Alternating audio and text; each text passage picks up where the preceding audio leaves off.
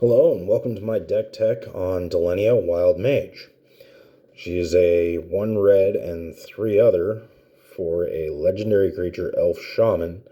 This says whenever Delina Wild Mage attacks, choose target creature you control and roll a d20. On a 1 to a 14, you create a tapped and attacking token that's a copy of the chosen creature, except that it's not legendary and it has exile this creature at the end of combat. On a 15 to 20, you create one of those same tokens, but you roll again. Now, I've broken this deck down into about 8 parts. Let's start off with some lands. First up, I have Cathedral of War. This is one of my pet cards, if you will. It's a land that comes into play tapped, but it has Exalted. Since you're going to be attacking with Delina, Exalted can go off if she attacks alone, and then the tokens will come in afterward. Other than that, it taps for 1 colorless mana. Then there's Forgotten Cave, which is taps for a red mana, and cycling for a red mana. Comes into play tapped. Castle Embereth. Enters the battlefield tapped unless you control a mountain. I'm playing mono red, so I should have a mountain. Other than that, it'll tap for a red mana, or I can give my creatures a minor boost. Keep in mind, I can do that after the tokens are come in from Delina. War Room. This card is in here because it has a card draw effect. It taps for a colorless mana, or you can pay 3, tap it, and pay life equal to the number of colors in your commander's color identity, and draw a card. Well, Delina only has 1 color, so you're only taking 1 life. Ramanop Ruins. This is a simple card that says you tap it for either a colorless mana, or you can tap it and pay 1 life for a red mana. But what this is in here for is the late game effect of being able to pay 2 red and 2, and sack it and deal 2 damage to each opponent. This will come into a play with some of the other cards that I have to synergize with it. Valakut Molten Pinnacle. You're playing mono red and you have a copy of this. This is great. Yes, it enters the battlefield tapped, but it also reads, whenever a mountain enters the battlefield under your control, if you control at least 5 other mountains, you may have Valakut Molten Pinnacle deal 3 damage to any target, and it'll tap for a red mana. Again, you're playing red. Having mountains isn't usually an issue. Den of the Bugbear.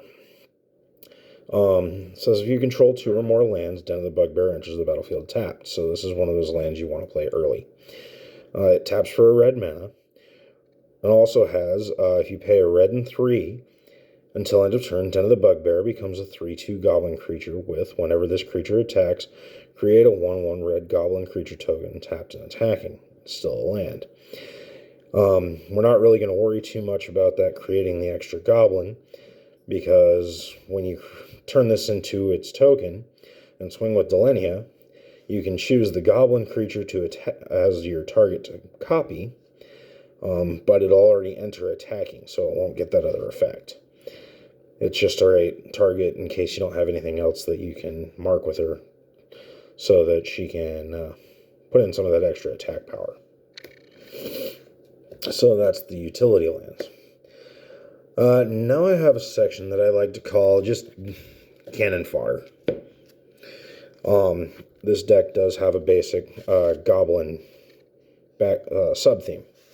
There's Krenko's Command, which for 1 and a red creates 2 1 red 1/1 goblin creature tokens and puts them on the field.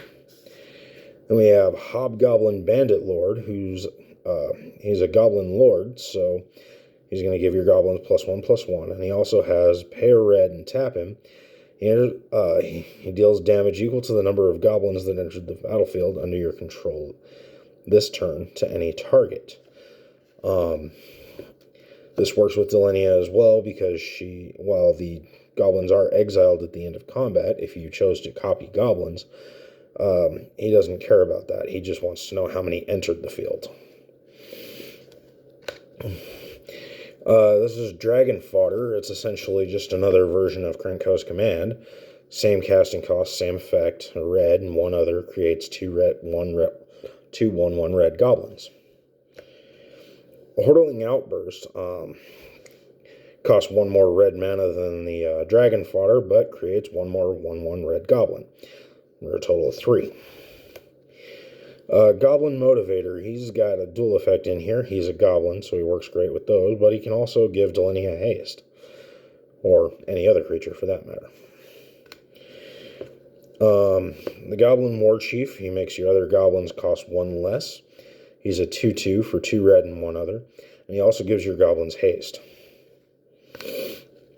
Skirk Prospector, he's in here because, as he says, sacrifice a goblin for a red mana. He's just a 1/1 for 1. But works even mid-combat if you copied goblin tokens, because you need a few extra red mana for an instant, and sack the tokens before they go away, and there's your red mana. Otherwise, he's just a little bit of quick ramp. Goblin Javelineer, again, he's just cannon fodder at early combat. Already has haste, 1/1 for 1 red. And whenever he becomes blocked, he deals the damage to the blocking creature. So effectively, he's going to hit it for 2. Squee Goblin Nabob. He's a 1/1 for a red and 2 other. He's kind of well known. Beginning of your upkeep, you may return Squee Goblin Naboo from your graveyard to your hand. He's actually here because a lot of red card draw says discard a card. So he's one that's easy to discard and put back to your hand. Goblin Trashmaster, this is another Goblin Lord, so he anthems your goblins. He's a 3/3 for 2 red and 2 other. You can sacrifice a goblin to destroy an artifact, so he's also utility that way. And then, of course, what Goblin Sub-Theme would be complete without Krenko the Mob Boss. He's a 3/3 for 2 red and 2. You tap him and you create X 1/1 red goblin creature tokens, where X is the number of goblins you control. Alright. Next section that I like to call Protect My Commander. These are all cards that are going to have some way to help Delina survive, because she has to attack for her ability to go off. So you need to protect her while she's doing that, otherwise you're going to be paying for her again and again and again. So we're going to start with Manifold Key, which has pay 1 and tap it, untap another target artifact. That's not the important one. The important one is you can pay 3 and tap it. Target creature can't be blocked this turn. So if she can't be blocked, then she's not killed by combat damage. One that's well known, Embercleave. 2 red, 4 other with flash. It's a legendary artifact equipment. The spell costs 1 less to cast for each attacking creature you control. You can actually use this after the tokens are created, because they are still attacking. It doesn't worry about whether you actually declared them as attackers, just they are attacking. And then when it enters the battlefield, you attach it to a creature, so you can automatically attach it to Delina. Gives her +1/+1, double strike, and trample. Sanctum of Eternity, this is another utility land. It fit more in this one than just as a general utility. The idea being that if you swing Delina and they decide to Path to Exile or some other targeted removal, you have the ability to just return it to your hand. Help you avoid commander attacks, etc. Commander's Plate. Equipped creature gets +3/+3 and has protection from each color that's not in your commander's identity. This is great for a monocolored commander, because then it's got protection from the other 4 colors. You can equip it 2 or for 3. Labyrinth of Skulfos. This one is one of those ones that you activate after her ability goes off, even if you can even activate this before they declare blockers at all. But it's Labyrinth of Skulfos, has tap for a colorless mana, or you can pay 4 and remove target attacking or blocking creature from combat. So you can just remove her from combat after her ability is already triggered. Frill Scale Mentor. This is one who says when he's a 3/2 for red and 2 other. When he enters the battlefield, you put a menace counter on target non-human creature. Delina is an elf shaman. She is not a human. So you can use her to put a menace counter on her. You can also use this card to grow her after she's got a menace counter. Prowler's Helm. This is, again, falls under the idea if, well, she's not blocked, then she's not beaten in combat, so you don't have to deal with combat damage. Sorry, that's a artifact equipment for 2 and equip for 2. Sigil of Valor, because another way to protect your commander is just to make them big. When you've got a whole bunch of goblins out there, Sigil of Valor cares about the number of other creatures that you have. It's an artifact equipment for 2 that equips for 1 and says whenever the equipped creature attacks alone, it gets +1/+1 for each other creature you control. This is Swiftfoot Boots. Yes, it's a proxy. That's because, well, I use it in a number of other decks, and I didn't have an extra one for this one when I built it. It's casting cost for 2. Equips for 1. It's an artifact equipment. The equipped creature gets haste and hexproof. This is a beautiful little card that I found works really, really well with Delina. Whisper Silk Cloak. It's a 3 casting cost artifact equipment. Makes the equipped creature unblockable and gives it Shroud. It equips for 2. This means that she can't be blocked and she can't be targeted. So it makes her really hard to deal with. And same casting cost and equipped as one of the Swords of X and Y, so I figure about the same value gets out of it. Again, you see a proxy card in here, it's because I have copies of it that are in other decks, and I just didn't have the extra one for this deck. Mage of Ith, I have 2 copies of it that are both in other decks right now. But in any case, it's a land that doesn't actually tap for mana, but it has that same effect as Labyrinth of Scophos, but all you have to do is tap it to remove him from combat. There again, before she actually takes damage or before blocker's declared, once she's created her tokens, you just remove her.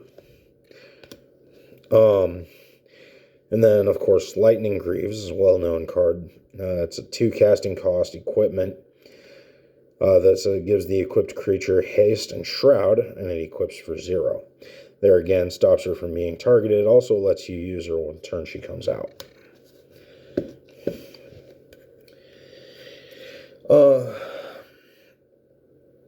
Next category that I have I liked is for mana ramp.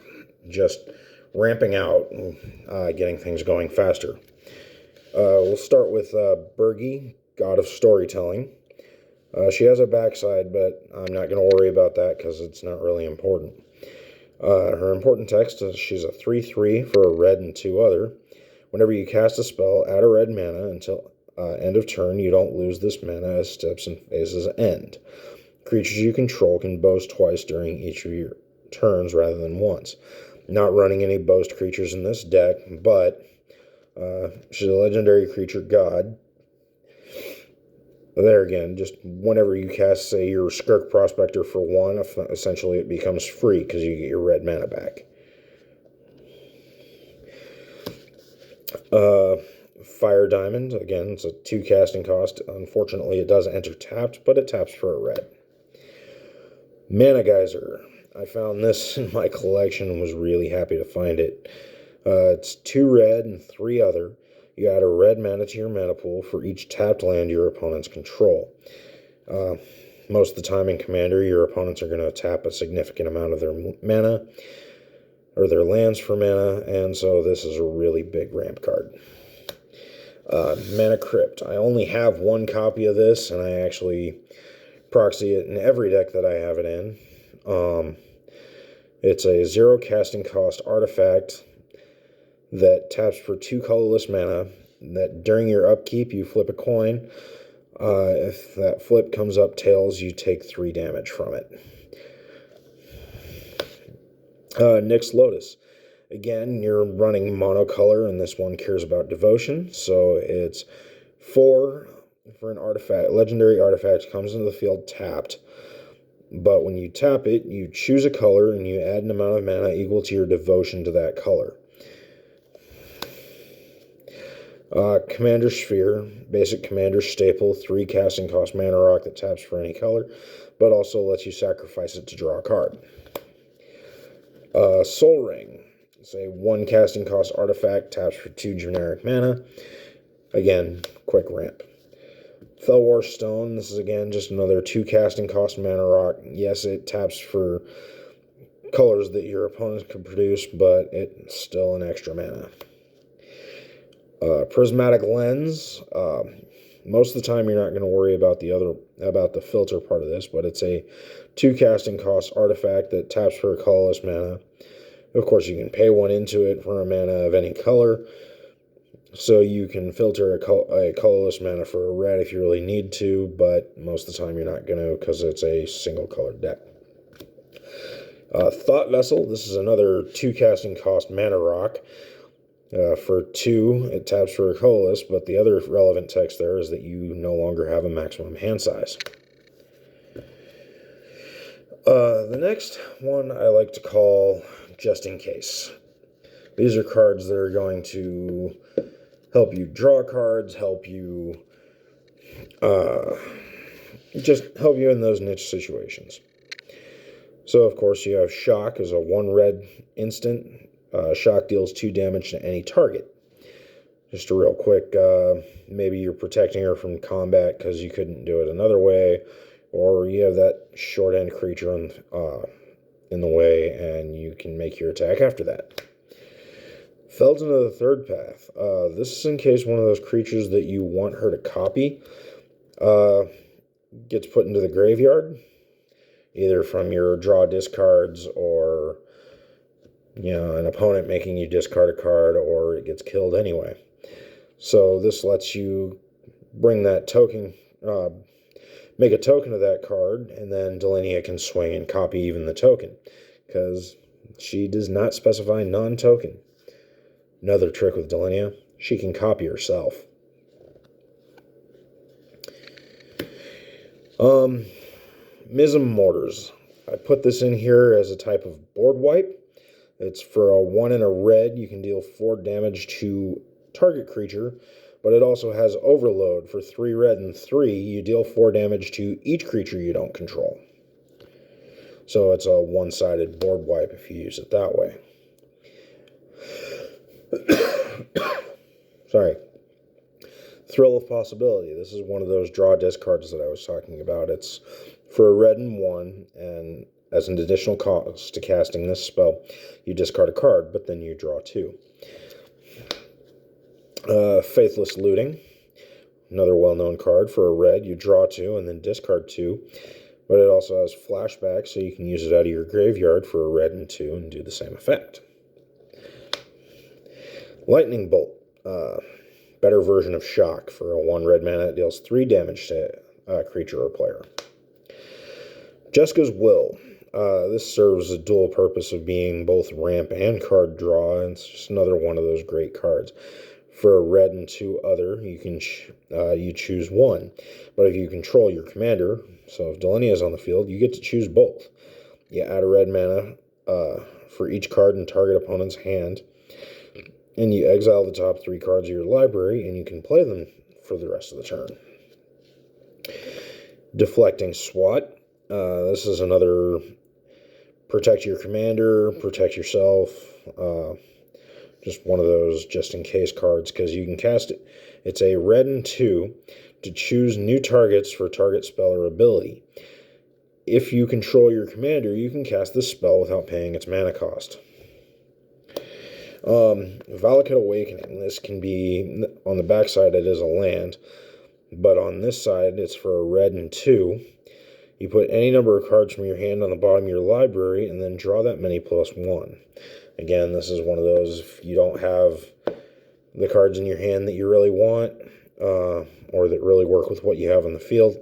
Put them away for later and draw some more cards. And then Luca Coppercoat Outcast. He's really in here for that +1 ability. But he comes in with 5 loyalty for 2 red and 3 other. Exile the top 3 cards of your library. Creature cards exiled this way gain. You may cast this card from exile as long as you control a Luca Planeswalker. Now note that it gives that to those abilities, so if he goes away and you manage to get him back, they can still be cast. Or, and I guess the other Luca is red-white, so. But it says a Luca Planeswalker, not necessarily this Luca Planeswalker. He does have a -2 that says exile target creature you control, reveal cards from the top of your library until you reveal a creature card with a higher converted mana cost. Put that card onto the field and put the rest on the bottom of your library in a random order. And -7, this is one of those game finishers that says each creature you control deals damage equal to its power to each opponent.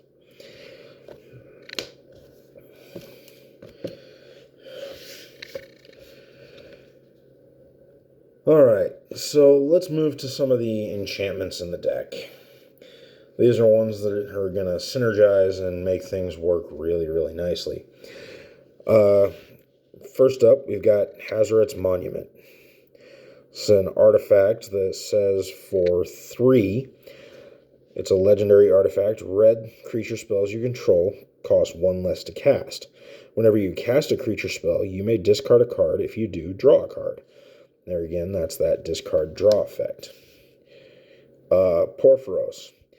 Very common to be the commander of a goblin deck, but I like to go against what's popular, so to speak. Again, that's one of the reasons that I was really excited to build this one. This is where I'm going to thank Jimmy and Josh Lee Kwai from the Command Zone, because they kind of pashad Delina off as really not that much when she has explosive potential.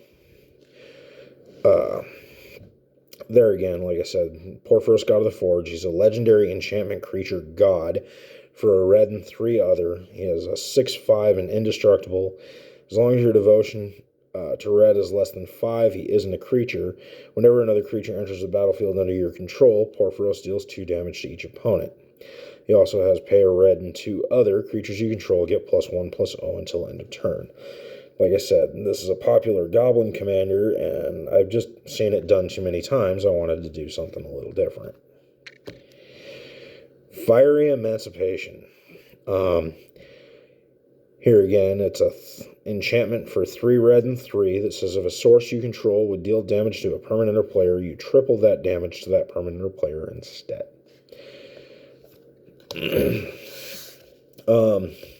This is a way to disrupt your opponents. For Blood Moon, a red and 2 other, an enchantment. The non-basic lands are mountains.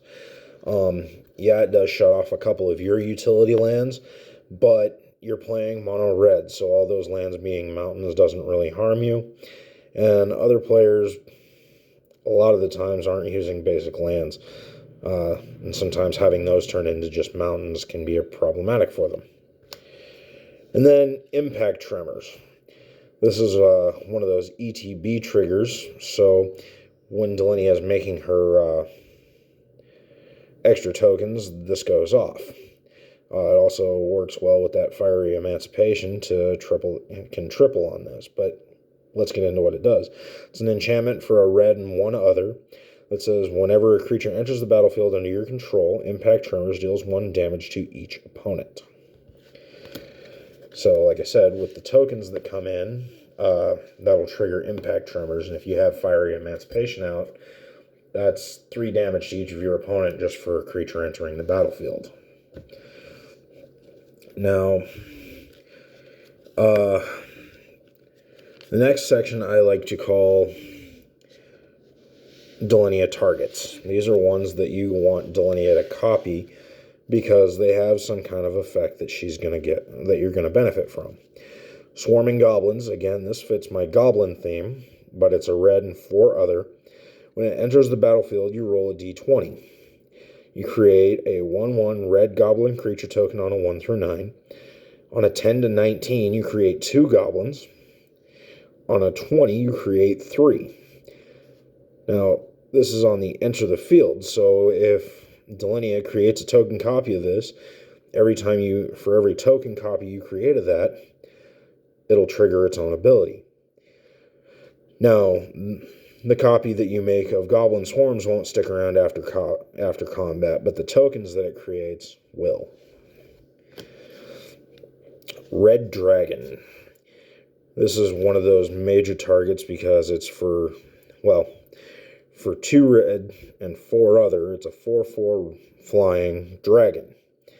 But what we're concerned with here is the Fire Breath. When Red Dragon enters the battlefield, it deals 4 damage to each opponent. So when Delina swings, if you choose this at your target, you're going to at least get 4 damage because she's automatically going to create at least 1 token, but it can obviously be more than that if you get it trigger more than 1 time.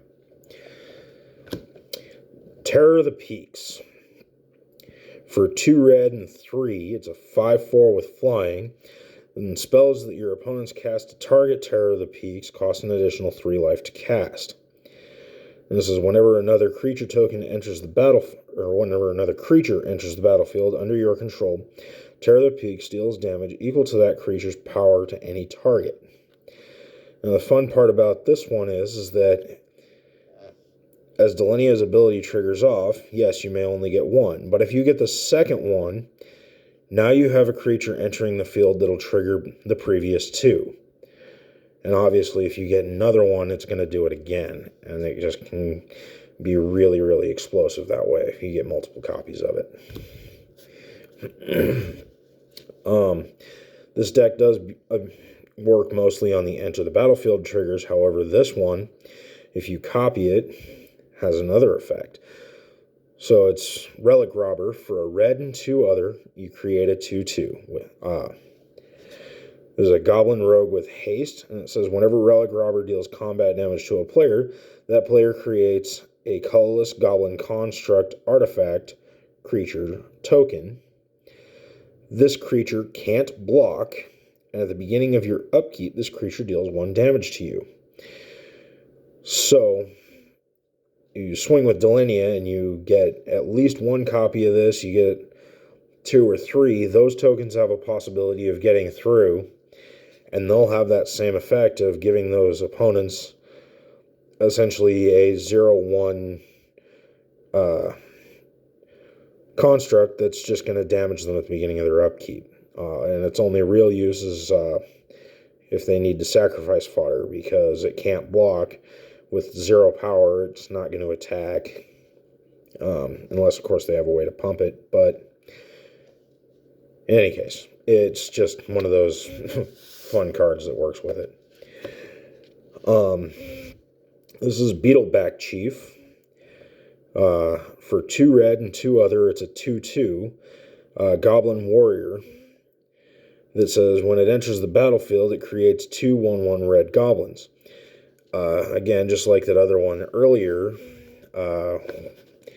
when you use Delina and you create token copies of this, the token copies of this won't stick around after combat, but the the 1/1 red goblin tokens that this card that the token copies will create, those tokens will stick around.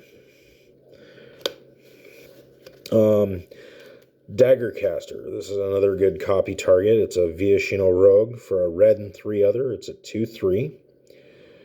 When Daggercaster enters the battlefield, it deals 1 damage to each opponent and 1 damage to each creature your opponents control. So again, it deals the damage one-sided, and again, with Delina, that means you could be marking 2, 3, 4 damage up on each of their creatures and them as well. Now, here's another one that works really, really well. Again, you're swinging with Delina herself. So if she can deal 2 extra damage, or if you copy Torbran, she can be dealing 4, 6, and so on. I'm sorry, the card is Torben Thane of Red Fell. 3 red mana and 1 for a legendary creature, Dwarf Noble, for 2/4. If a red source you control would deal damage to an opponent, or a permanent an opponent controls, it deals that much damage +2 instead. Volley Veteran. This is a Goblin Warrior for a red and 3 other. It's a 4/2. This is when it enters the battlefield, it deals damage to target creature an opponent controls equal to the number of goblins you control. Again, this works with that goblin sub-theme, and you could be taking out 2 or 3 more creatures just when swinging with Delina, because you could have multiple other goblins in play. Ragavan. Again, this one's not the commander, because at my LGS, I've already seen 3 different versions of the Ragavan deck, and I wanted to do something a little different. But anyways, Ragavan Nimble Pilferer is a 2/1 Pirate Monkey legendary creature for a red mana. That also says, whenever Ragavan Nimble Pilferer deals combat damage to a player, you create a treasure token and exile the top card of that player's library. Until end of turn, you may cast that card. He also has the ability Dash for 1 and a red, so you can play him down, swing with Delina, copy him, and then the original will come back to your hand. It's real fun because his ability is based on when he deals the combat damage. So instead of having just one of these go at one player, you could possibly have 2, 3 sending at multiple players. Thopter Engineer. This is a 1/3 for a red and 2 other human artificer. That when Thopter Engineer enters the battlefield, you create a 1/1 colorless Thopter artifact creature token with flying, and artifact creatures you control have haste. Here again, this is one of those cases that when you copy her, the tokens don't stick around, but the tokens she creates do.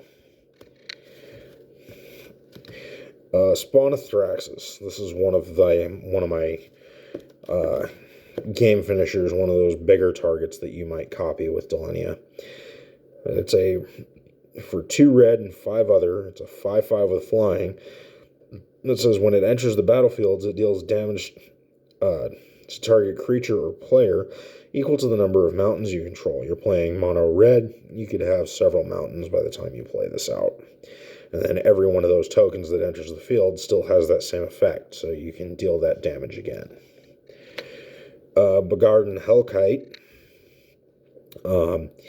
For 2 red and 6 is a 5/5 creature dragon with flash and flying.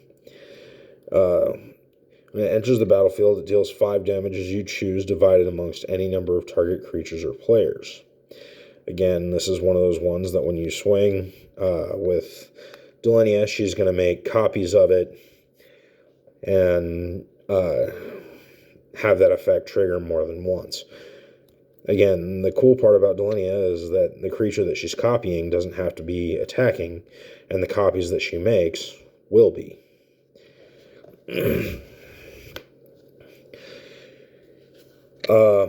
Muxus Goblin Grandee. For 4/4, for 2 red and 4, he's a 4/4 legendary creature, Goblin Noble. When Muxus Goblin Grandee enters the battlefield, reveal the top 6 cards of your library.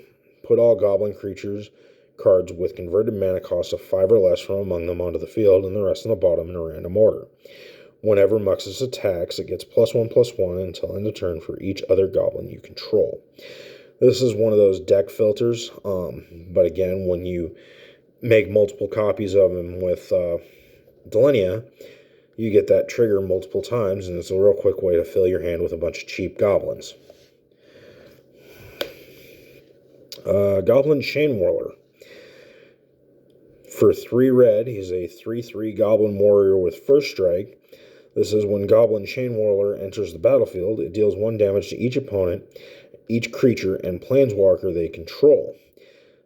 There again, you're going to get multiple copies of it and do multiple times this effect. And actually, going back with all these cards that deal damage as they enter the field. If you've got Torbran or the Fiery Emancipation on, it's going to increase that damage. Or even with the Impact Tremors, it's going to add on to that. And then Meteor Golem. This is another one that you can copy. And Meteor Golem does cost 7 for a 3/3 artifact creature golem.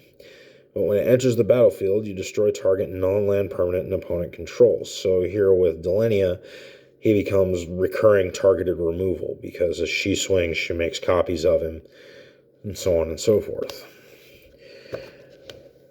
And the last category that I have for this deck is let's double that effect. So in other words, just more ways to work with that enter the battlefield effect. The first card I have is Conjurer's Closet. It's a artifact for 5 generic mana. At the beginning of your end step, you may exile target creature you control and return that card to the battlefield under your control. So that creature that you copied, now you're going to go ahead and move to your end step and just get its enter the battlefield trick one more time. This is a new card from Modern Horizons 2, Sword of Hearth and Home. For 3 mana, it's an artifact equipment. Equipped creature gets +2/+2, has protection from green and white, and whenever equipped creature deals combat damage to a player, exile up to 1 target creature you own. Then search your library for a basic land card, put both cards onto the battlefield under your control, then shuffle your library. So this is, again, just one more time, you're going to get that extra ETB. You're going to get that, and you're going to ramp at the same time. Kind of quite useful. Lithoform Engine. This one's actually in here. Anyway, let's read what it does. It's a 4 casting cost legendary artifact that you can pay 2 and tap it to copy target activated or triggered ability you control. You may choose new targets for the copy. Pay 3 and tap it, copy target instant or sorcery spell you control. You may choose new targets for the copy. Or pay 4 and tap, target permanent spell you control. With this card, you're really going to pay attention to that first ability where it's pay 2 and copy target activated or triggered ability you control. This allows you to copy Delina's ability one more time for 2 mana. This card's really in here because I don't own a Strionic Resonator, which has that text, but it's only a 2 casting cost artifact. But that guarantees you're going to get at least 2 tokens instead of just possibly the 1. Helm of the Host. This is for 4 generic mana. It's a legendary artifact equipment. At the beginning of combat on your turn, you create a token that's a copy of equipped creature, except that token isn't legendary.